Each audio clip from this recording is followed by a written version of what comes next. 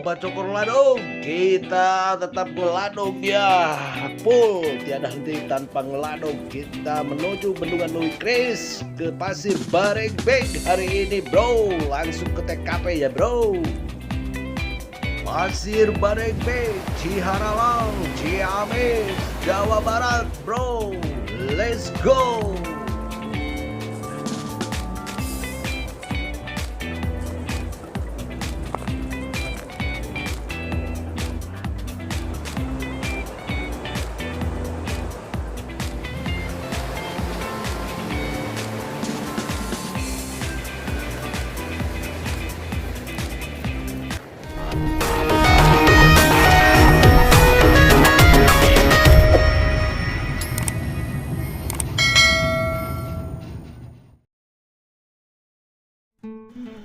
Assalamualaikum warahmatullahi wabarakatuh. Kita jumpa lagi dengan Cola Cokor Ladung TV. Sobat Cola, kita akan dolan-dolan lebih jauh lagi ya, menyusuri Bendungan Louis Kris, menyaksikan pelimpasan hari kedua Bendungan Louis Kris, mengalir sampai jauh dari Bendungan Louis Kris ini ya. Di hari keduanya Sobat Cola. Oke, next lanjut. Kita menyusuri masih jauh ya Sobat Cola, berada di posisi tebing dan yang sangat curam sekali ya.